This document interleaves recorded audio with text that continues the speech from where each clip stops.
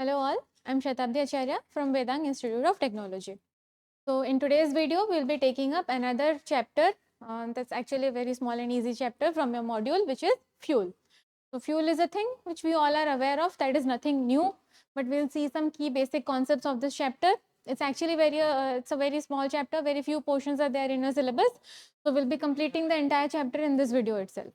So before any further ado, let's move on. So if we see, what is fuel exactly? Fuel is any material that can be made to react with other substances so that it releases energy as heat, or it can be used as work, right? The motor vehicles which we are using, like motorcycles and the lights, like electricity and all, everything is generated from a source of energy, right? So basically fuel is that source of energy from which we derive our efficient work. So fuel is any material that can be made to react with other substances so that it releases energy as heat energy, or it can be used as work. The concept was originally applied solely to those materials capable of releasing chemical energy, but has since also been applied to other sources of heat energy such as nuclear energy. And basically nuclear energy is of two types: nuclear fission and nuclear fusion. The fusion means we are combining tiny atoms to form a larger atom, and during that process the amount of energy released is known as the fusion energy, right? And if I say fission energy, the concept is not so unknown. We all know about atomic bombs. What happens? A particular atom is broken down into tiny parts, and as the atom is broken down, it releases a lot of energy, and that energy is basically called as nuclear fission energy. Okay. So earlier the concept of energy was only, or the concept of fuel was only limited to chemical reactions, but later on nuclear energy also crept in. The heat energy released by reactions of fuels is converted into mechanical energy. Sorry. Yeah. So the heat energy released by reactions of fuels is converted into mechanical energy via a heat engine. Okay.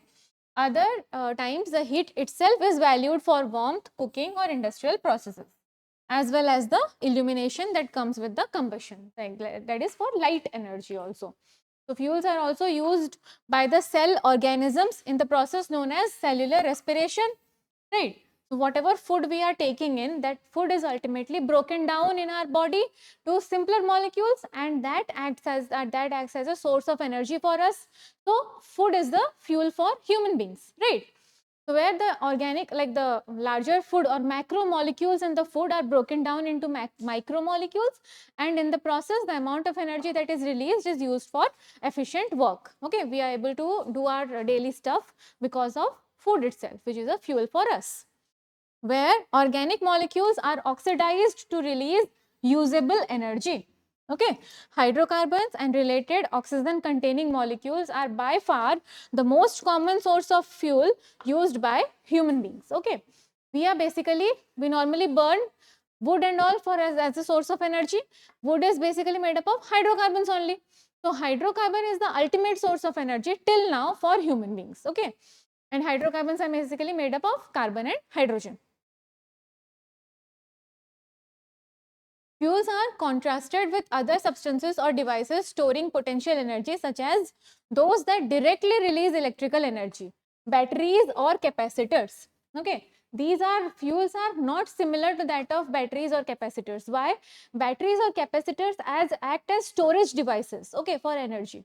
But fuel, what they do is they react with something else to produce energy at that moment itself. They are not the storage of energy. They are the substances which react with other substances to produce energy as a byproduct. Okay. So fuels are contrasted with other substances or devices storing potential energy, such as that directly release electrical energy or mechanical energy like flywheels, springs, compressed air or water in reservoir. So if we see the definition of fuel, fuel is defined as a combustible substance which on combustion produces large amount of heat energy without production of excess byproducts. Basically, fuel focuses on the liberation of energy. The byproducts which are formed as a process, suppose we are burning wood, for energy, right? For cooking, let's say. We are basically focused on the amount of heat the wood produces for that helps us to cook our food. We are not focusing on the ashes that are left behind. But if suppose in case the wood burns with a lot of ashes but lesser amount of heat, will that be useful for us? Obviously no. So a fuel should be efficient enough to produce to give out the required amount of energy. So what is the general reaction that takes place in a fuel or for a fuel? Fuel basically reacts with oxygen to form, let's say, whatever products, but a large amount of heat. Okay, so heat is our primary expectation or primary outcome from that of a fuel. Okay, by the judging the amount of heat the fuel releases, we consider it as a good or a bad fuel. Now, if I see the classification of fuel, first of all, let us see the sources from which the fuel is obtained. It can be natural or derived sources. Again, I can classify the natural source into three different types, that is solid, liquid and gas. The solid natural fuel is wood, coal, cow dungs and all, the biogas plant which we are using. That is an example of solid natural fuel. Now, if I see liquid natural fuel, that is crude oil and petroleum, that is our liquid fuel, like naturally obtained liquid fuel. Now, if I say gaseous fuel, that is natural gas. Okay, these all are obtained naturally from nature itself. Okay, and these are basically like they are on the verge of getting replenished.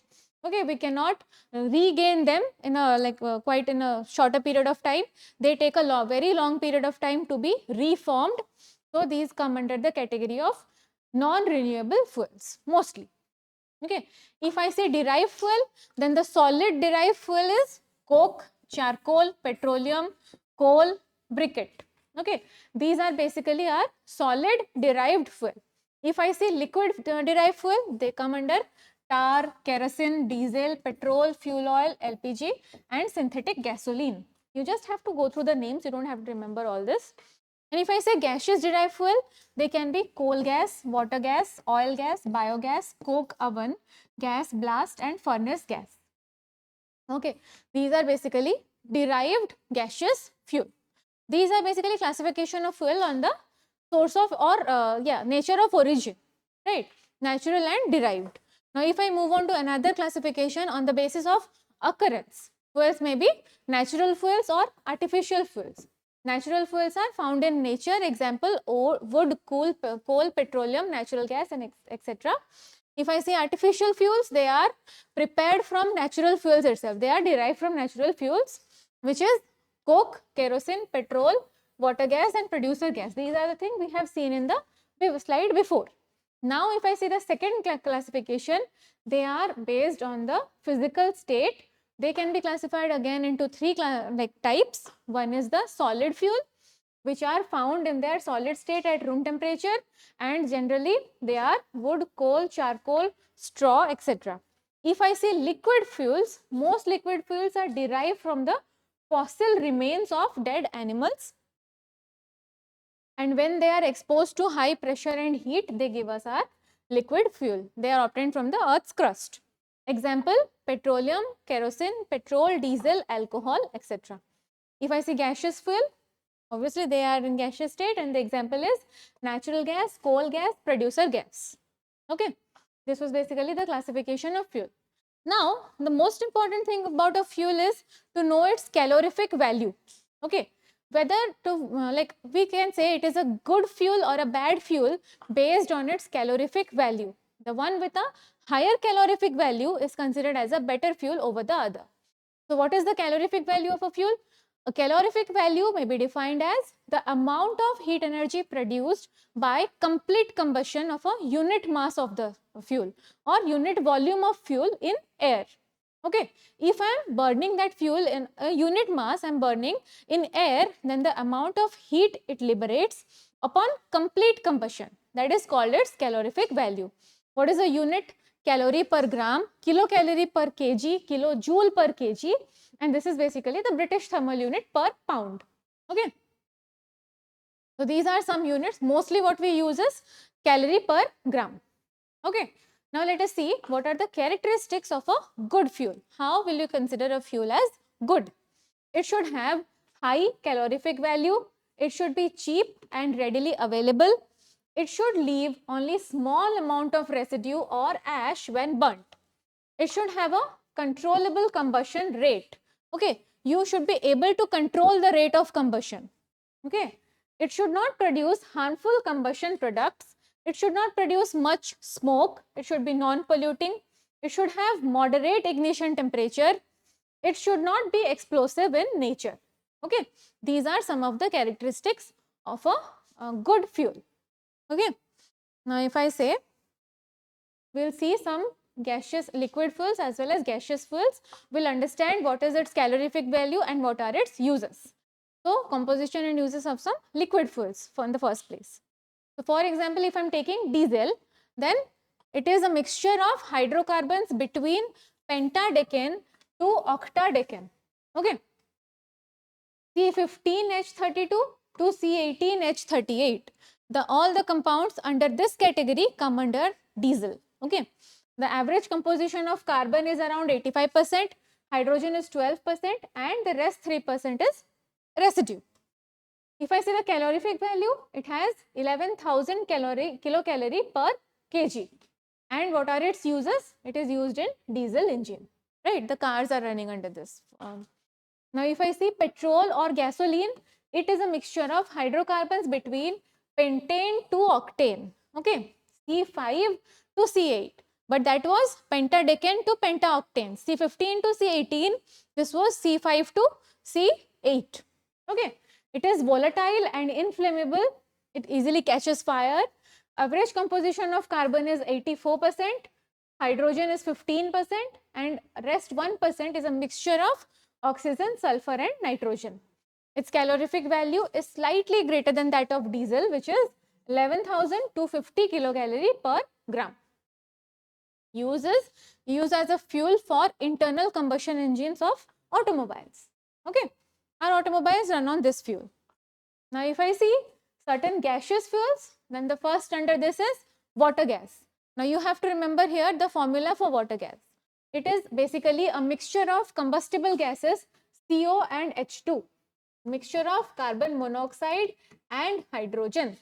It is a mixture of CO and H2 with a little quantity of non-combustible gases like carbon dioxide and nitrogen, but they are gaseous, so these won't harm the quality of the fuel, CO and H2. Okay, so basically water gas is the major chunk of water gas is made up of carbon monoxide and hydrogen, but they have obviously some impurities in the form of non-combustible gases like CO2 and N2, nitrogen. The average composition of water gas here is hydrogen forms a major composition, which is 51%, carbon monoxide forms 41%, and 44% of carbon dioxide and nitrogen. Its calorific value is very less, which is 2,800 kilocalorie per meter cube. Okay. What are its use? It is used as a source of hydrogen gas, as a fuel, and an illuminating gas for welding purposes also. Okay. Now, if I see the last one, which is producer gas, it is basically a mixture of, again, combustible mixture of CO and H2 with larger quantities of CO2 and N2. The only difference between water gas and producer gas is the percentage of non-combustible part. In the case of water gas, the non-combustible part were less. In producer gas, the amount of non-combustible gases are high. Okay, they have higher percentage of carbon dioxide and nitrogen. The average composition of producer gas, carbon monoxide only 22 to 30%, hydrogen 8 to 12%, but nitrogen 52 to 55%, and carbon dioxide 3%. Okay, obviously if non-combustible gases are present in higher amount, then its calorific value will further decrease. So its calorific value is only 1300 kilocalorie per meter cube. If I move on to uses, then it is used for heating open hearth furnaces, basically in extraction, in steel and glass manufacture, muffle furnace, in coke and coal gas manufacture, and it is used as a reducing agent in metallurgical operations. It is basically used as a metallurgical fuel. Okay, mostly used in metallurgy. So, if I give you a summary of this chapter, we have started off with What is fuel generally? The definition of fuel, what are the uses of fuel, where like history of fuel, how what are like for what other purposes fuels can be used. Then we moved on to the definition of fuel and the reaction of how fuel produces the amount of energy in the form of heat. Next, we moved on to classification of fuels. We have classified fuels into natural and derived, and further we have classified natural fuel into solid, liquid and gas, as well as derived fuel into solid, liquid and gas, gaseous fuels. Now we have seen some examples and what these terms mean. Then we moved on to calorific value of the fuel. What is the calorific value? It is the measurement by which we consider a fuel as a good or a bad fuel. Okay, it's basically the amount of heat energy that is produced when a unit mass of a fuel is burnt in air. Okay, now we have seen some units of calorific value, that is calorie per gram, kilocalorie per kg, kilojoule per kg and British thermal unit per pound. Next, we have seen the characteristics of good fuel. It should have high calorific value, should be cheap, readily available, small amount of ashes must be left behind. It should have a controllable combustion rate. It should not produce harmful combustion products. It should not produce much smoke. It should have moderate ignition temperature and it should not be explosive in nature. Okay. Next is, we have seen certain liquid fuels which we use in a day-to-day basis, mostly diesel and petrol. In case of diesel, we had pentadecane to pentaoctane as its composition, and the percentage of carbon here was 85%, hydrogen 12%, and the rest 3% was other residues. Its calorific value was high enough, it was 11,000 kilocalorie per kg, and it is basically used as a fuel for diesel engine. If I say petrol or gasoline, it contains a mixture of hydrocarbons, that is pentane to octane. Okay, C5H12 to C8H18. It is volatile and inflammable. Its average composition is 84% of carbon, 15% of hydrogen, and rest other 1% is a mixture of oxygen, sulfur and nitrogen. And what it is used for? It is used for internal combustion of automobile engines, right? Next is the last part, composition of water gas as well as gaseous fuel. We had water gas and producer gas. The basic formula for both those remains the same, which is carbon dioxide plus hydrogen, H2, but the difference lies in the amount of non-combustible part. In the water gas, the amount of non-combustible part was lower as compared to producer gas. In producer gas, the amount of non-combustible part, that is carbon dioxide and nitrogen, was like way more higher than water gas. Okay. Here, the percentage composition of hydrogen was 51%, carbon monoxide was 41%, carbon dioxide 4% and nitrogen 4%. And its calorific value was comparatively higher than producer gas, which was 2800 kilocalorie per meter cube.